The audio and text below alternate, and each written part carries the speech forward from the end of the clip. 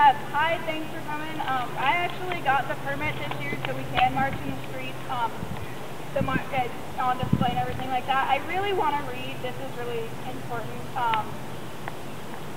You're pretty much required to follow the directions of the escorting officers. Theoretically, they said there's going to be 2 motorcycle officers. We're going to be marching in the streets. Only place we're not going to be marching is when we cross the Monroe Street Bridge, just because it is a high traffic area. They want to make sure if you have signs, don't have baseball bats attached to the signs, you know, the fact that it's dangerous. And that's pretty much it, but I do have to let everybody know, this permit only is good until we enter the park. As soon as we enter the park, we are no longer covered under this permit. So technically anything that we do that's loud, obnoxious, offends other people could get us kicked out of the park or arrested. So just be aware of that.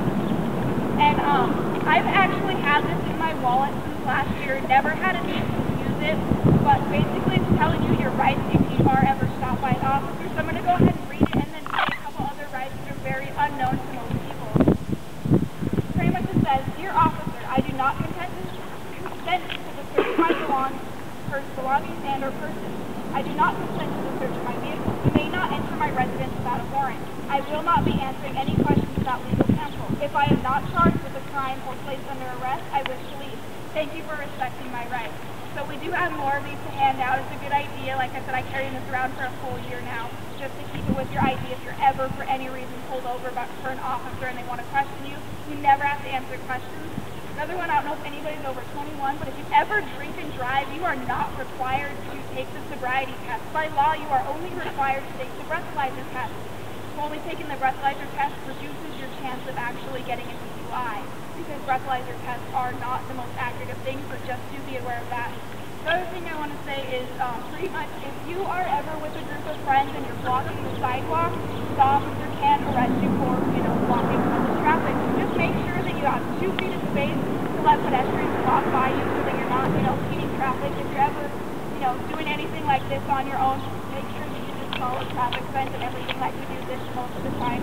If anybody has any questions about the march, go ahead and ask me, Travis, or anybody else like that. I do have a copy of the route if anybody wants to see it, so.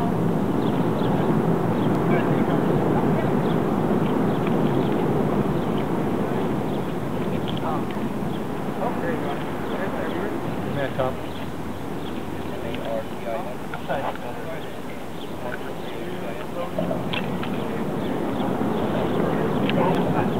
Sorry to interrupt everyone. I saw a lot of people's faces, and it seems like getting a permit is kind of antithetic, especially with the police escort, considering they attacked us last time and then lied about the evidence.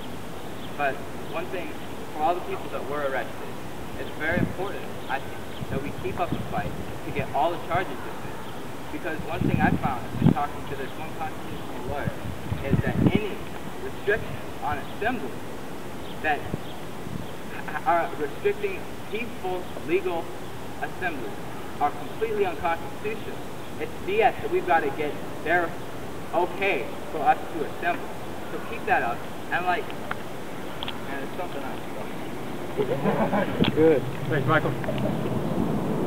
I'm nervous, so I'm going to read a statement, but it won't last very long. A lot of us seem to be suffering from protest fatigue. I went to the anti-war protest on the plaza of the Federal Building on the 5th anniversary of the barbaric campaign called Shock and Awe, and the protest was pathetic and embarrassing.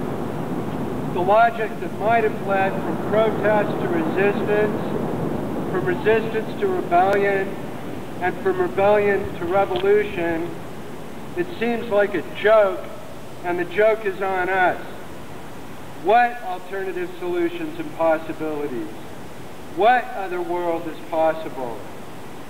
Albert Einstein once said that imagination is more important than knowledge. Yet among the bleakest landscapes in our part of the world is a benumbing poverty of imagination. Not in science and technology, but more elementally in humanization itself. The arts and sciences of human development.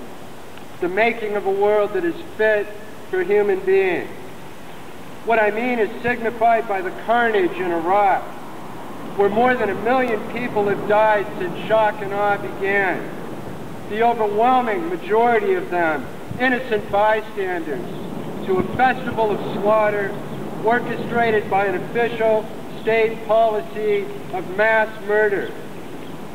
Yet the sanitized society mass-produced as the commercial product of a massive culture industry has airbrushed the blood from the screen, and we cannot seem to register the blood and the dirt that comes dripping from every pore. And so progressives, or whatever they should be called, await the sought-for change with the changing of the guard, as if the travail of the first 8 years of the new millennium might resolve itself in the electoral politics of a presidential campaign and a new commander-in-chief of the armed forces of the bloodiest and most ruthless spectacle of imperial domination so far known to humanity, if only in its unprecedented scale. What is unprecedented in this post-Cold War era is the U.S. drive for single world domination by unrivaled economic, geopolitical, and military might. Despite some obvious setbacks, the basic project remains unquestioned. Its emblem is the drive to permanent war. Immunized from interrogation, what must not be compromised is the well-oiled operation of an inconceivably fast killing machine armed to the teeth with state-of-the-art weapons of mass destruction. The underlying logic is straightforward enough.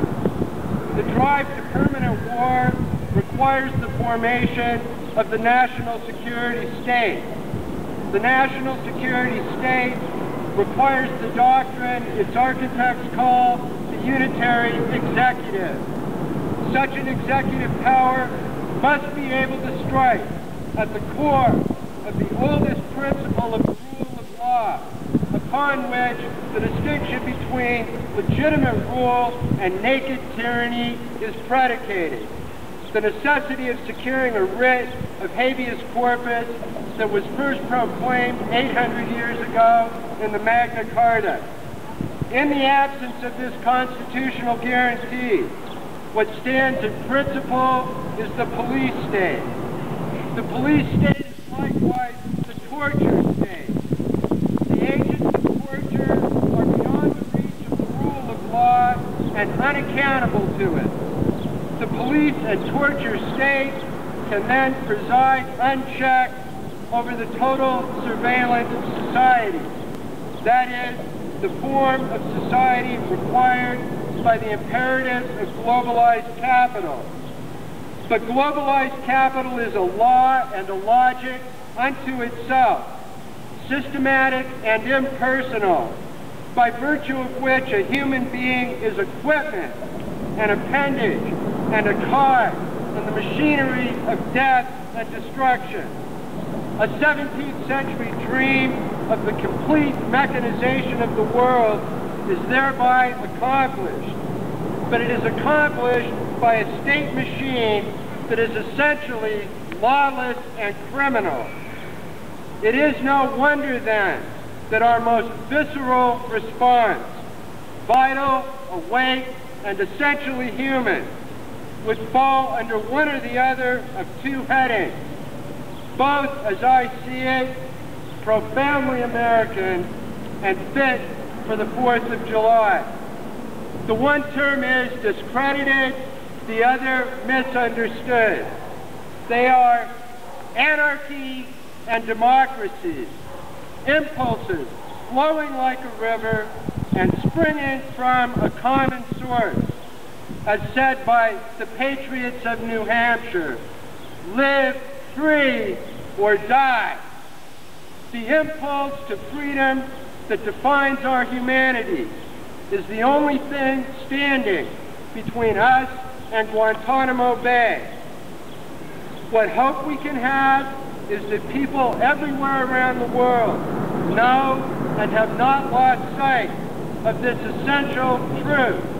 From Tiananmen Square to Soweto, from the Gaza Strip to Caracas, from the shantytowns surrounding Mexico City to the suburbs of Paris, and still here today in Spokane, Washington.